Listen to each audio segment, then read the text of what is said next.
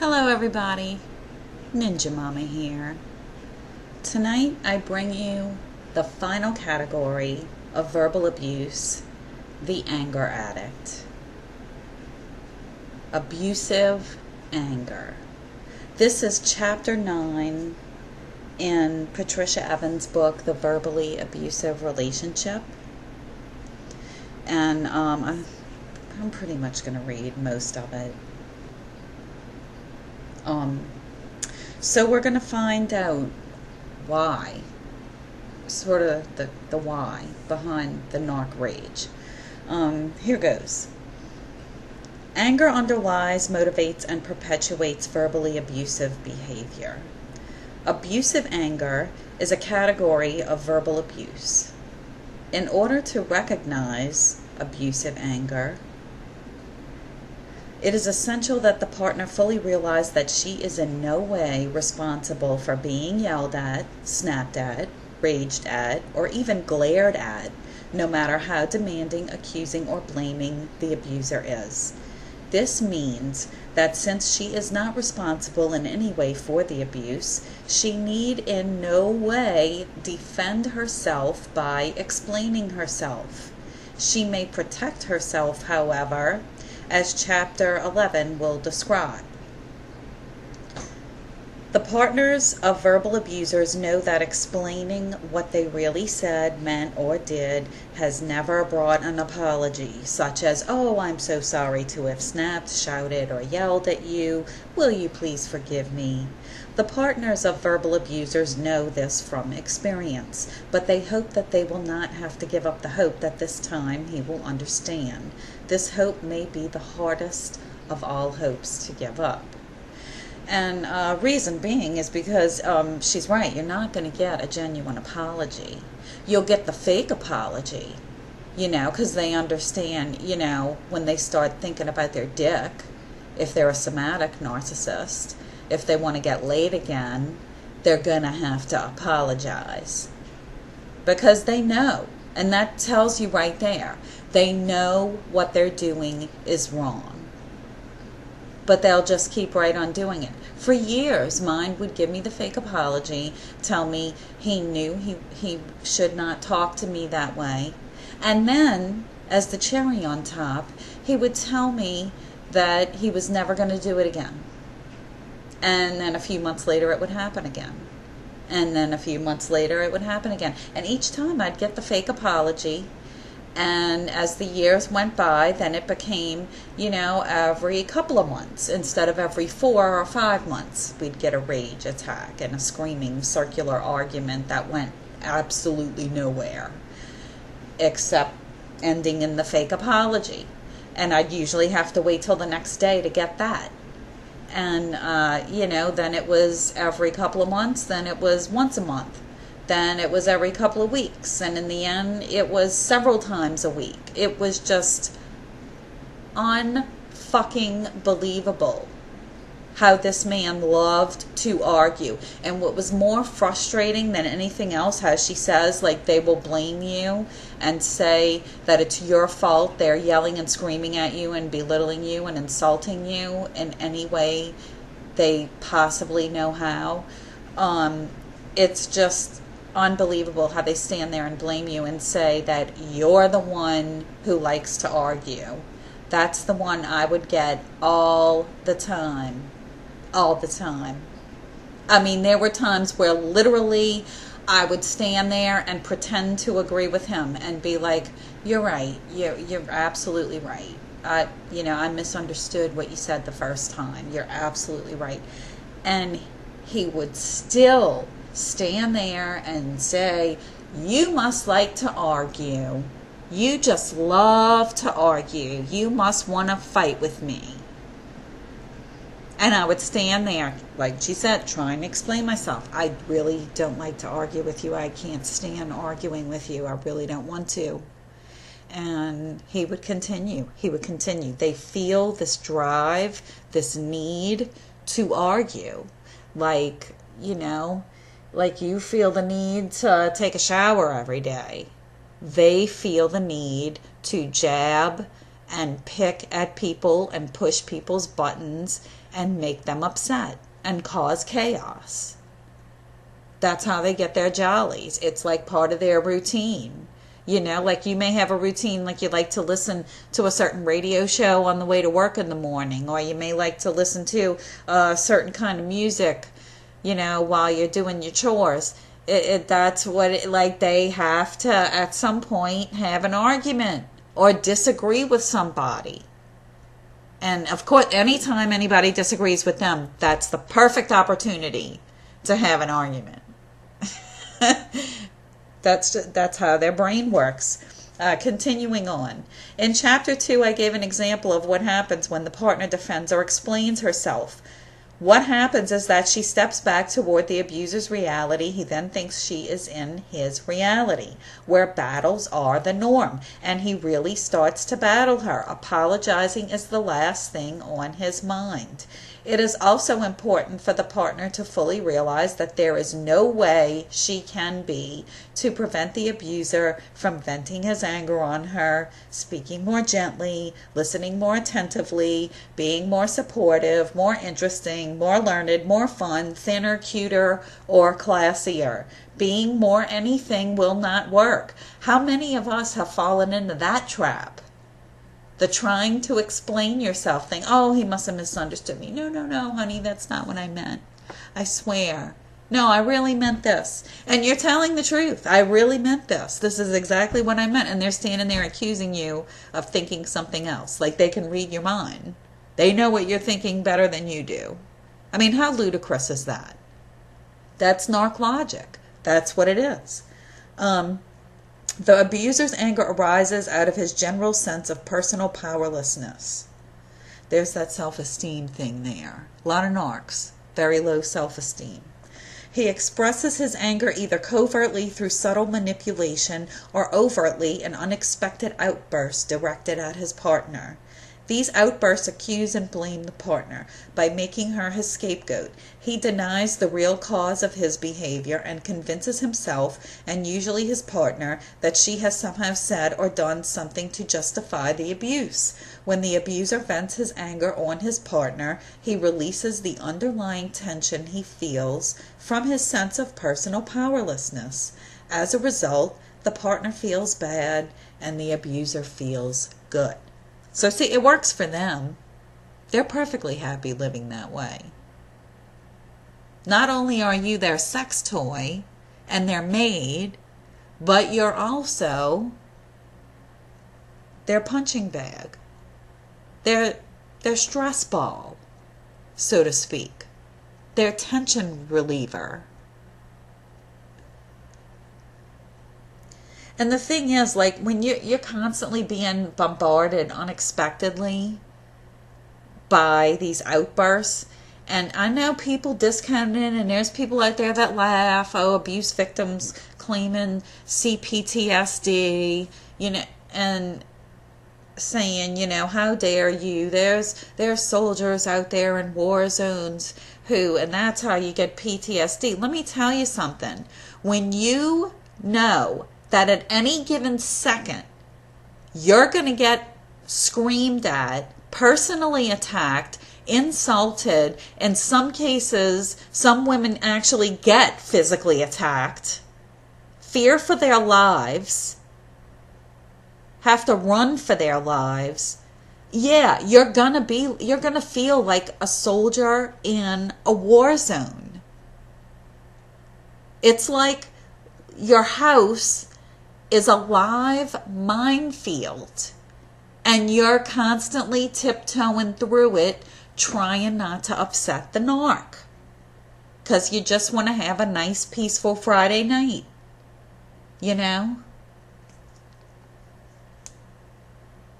You just keep to yourself and try not to talk too much.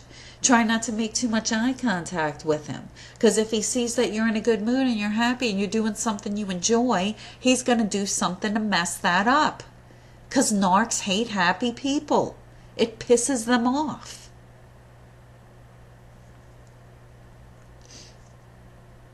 Attempts by the partner to find out what is wrong simply do not work. The abuser will deny his anger outright, or claim that his partner is to blame for his behavior. If the abuser were to admit that his partner were not the cause of his anger, he would have to face himself and his own feelings. In most cases, abusers are unwilling to do this.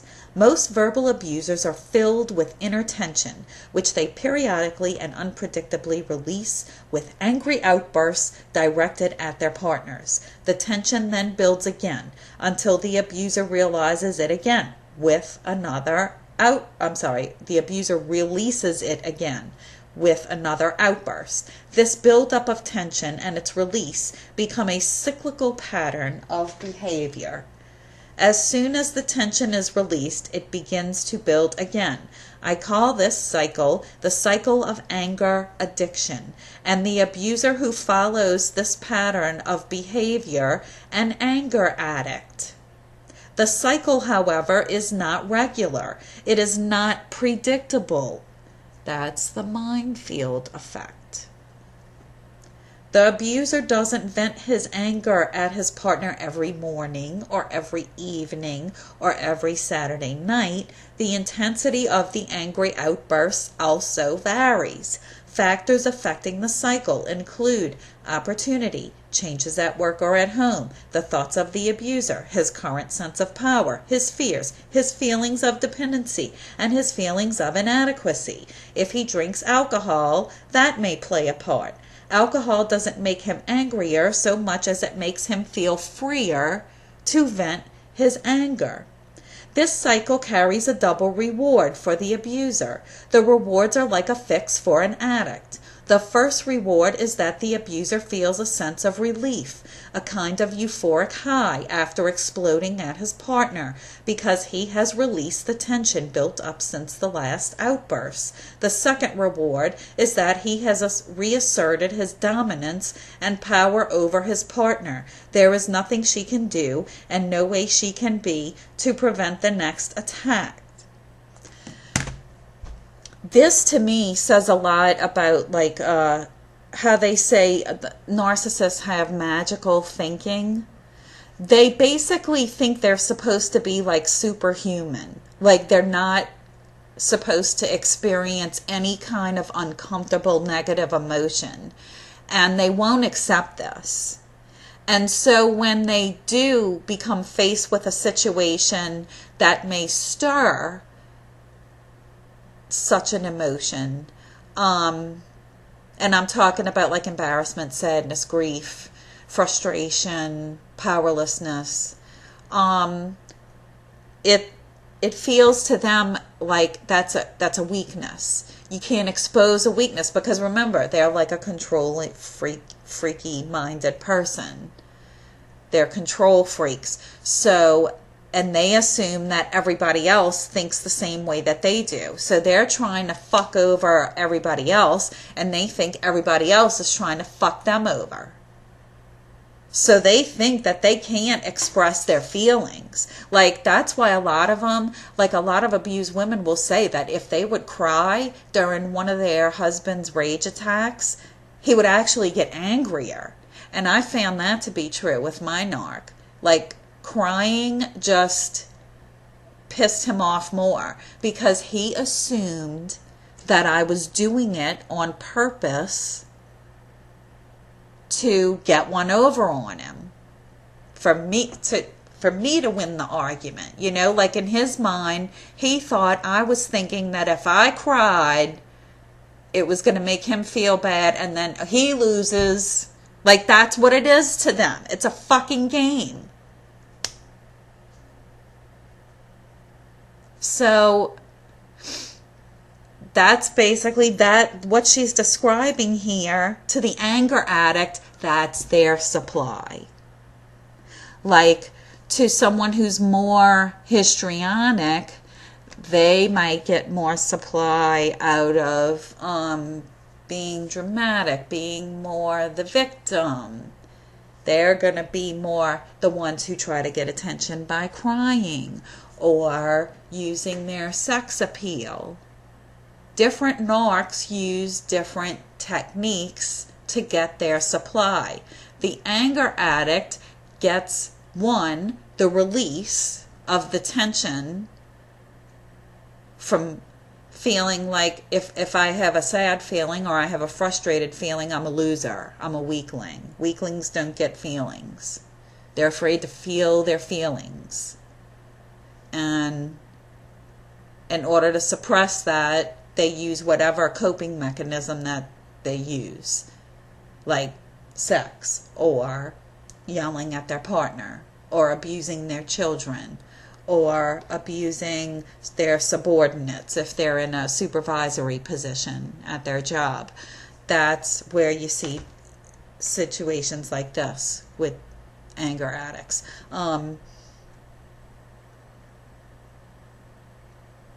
So yeah, that's their supply. Also too, and when you're dealing with, like, my husband is a childish narcissist, when they don't get their way, that causes frustration. It's hard to explain, like, to a 3-year-old or a 4-year-old, isn't it? That sometimes we don't get what we want. We don't always get what we want. And yes, it's frustrating. And frustration makes us feel uncomfortable. But it's not okay to break things or throw things or lash out at people or do something that might hurt people or talk disrespectfully to people. Like, that's basically how you have to deal with these people. And that's pointless. They're not going to accept it. They're not going to listen to what you say. You know, there were many times, like, I literally had to stand there and explain adult behavior to my husband. It was mind-boggling. You know?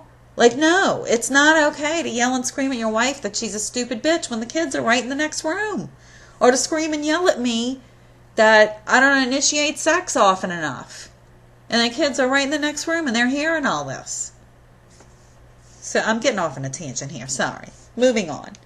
The partners of anger addicts try many ways to deal with the unexpected blasts. Since the abusers are blaming and accusing, the partners may believe that they are somehow to blame. Eventually, without realizing it, they may end up living in a prepared, on-guard state. I know we all know what that is. Coping may become a way of life without the partner realizing it. Not only is the partner affected by the abuse, but also at some level all members of the family are affected. May told me how true this was for her. As she talked about her family, she said, "He saw me crying. He said, 'What happened?' I told him I just got yelled at. He said, 'Mom, as soon as you hear Dad's voice on the phone, you've got to be prepared with your finger on the button, ready to hang up. Don't spend any time trying to figure out what he's saying. As soon as you hear the anger, hang up. Then you'll be laughing instead of crying.'" The verbal abuser's anger is free-floating and irrational. It has nothing to do with the partner. It does, however, affect her deeply. Being verbally shouted at, raged at, or snapped at leaves the partner in pain and confusion. These attacks throw her off balance. They disrupt her equilibrium and batter her spirit. Although they have nothing to do with the partner in their origin, they hurt her, because hostility against another human being, whether it is physical or emotional, is painful.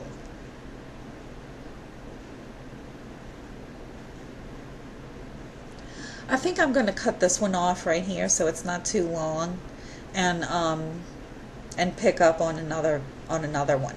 But I do want to say that point that she brought up about how it affects the whole family. That's ultimately what did it for me. My son was starting to turn into him. My son was 11 at the time when I decided to leave, and the night that I left, he screamed and yelled at me and was just going on an absolute tirade about he hated homeschool. I think I explained that in another video. He hated it. Did not want us homeschooling. And it was not going well. My son was largely uncooperative. At the time, I didn't realize how, just how much what was going on with my marriage to their dad was, kind of demotivating him to try harder and homeschool. So, he was yelling and screaming at me, and the thing was, like, I agreed with him. Like, I let him have his win. Handed it right to him on a silver platter. Said, you're right, it's not going well. I'll start calling schools to get him enrolled in a school as quick as possible. And he still continued to yell at me and berate me and call me names, ultimately culminating in him yelling and screaming at me that I was the dumbest person he had, with a college degree, that he had ever met. After I agreed with him and said, yes, you're right, we'll do what you want. He had to have his digs. He had to put me down. He had to give me that verbal smackdown. He had to let me have it. Assert his dominance over me. So it was that night, after he screamed and yelled at me, I believe it was October 24th, 2015, I went and wrote a journal entry in my journal. And I hadn't been journaling as much over the summer. Like, I started the journal when things were getting really, really heated up in June, in early June. And then it kind of didn't journal, and I really wish I had kept up with it in July and August and September, and because things were just so crazy. And then I was always afraid, like, he was going to come home while I was writing in it and find it or something. So I kind of stopped writing in it. But yeah, October 24th, I went and wrote in my journal. I think I may have come to the realization that I can no longer spend the rest of my life with this man. And I had never, during the marriage, like, thought about leaving and thought about it that seriously. Like, there were times where we had really bad arguments where it made me feel horrible, and I was just like, maybe this isn't going to work out, maybe we should get divorced. But he'd always manage to talk me down. Like, what, you gonna divorce me over one argument? And it's like, no, well, it's this one and the, hundreds of other ones that we've had through the years. Kind of builds up over time. But anyway, yeah, I wrote that in my journal. And then, I think I've explained in other videos how after it would happen, there was no way I was going to go to sleep after that, because I had all this adrenaline pumping through my body. So I would be awake, and I'd just kind of be pacing up and down and thinking, and how you'd like the arguments playing over and over again in your head, and you're just trying to figure out what the fuck happened. And then I see my son, and he's like shaking, and he's pacing up and down the house, and he's a nervous wreck, like me. And I walked up to him, and I put my hands on his shoulders, and I said, I don't want you to worry about this. I don't want you to worry about this. It's going to get better, I promise. I said, you're too young right now to understand, and I can't tell you how it's going to get better right now. But it's going to get better, I promise. And what I was thinking was, I'm going to get you the hell out of this. If at least you don't have to live with him half of the time, then at least that's better than what we got now. Because what we got now is a live minefield. And I really feel horrible that my kids have to spend time with him away from me now. But I think he's on better behavior now, that all this has happened, and he knows that was my main issue. So I think he's going to kind of be on better behavior because he doesn't want to mess up his visitation. But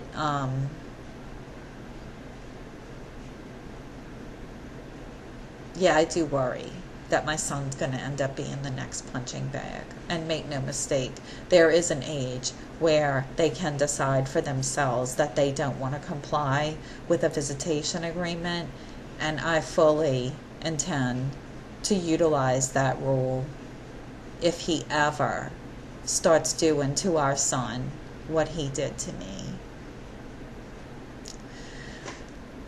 So I'm going to cut this part off right here, and then I'm going to do part 2. I'm going to finish up the chapter in another video. Thanks for listening.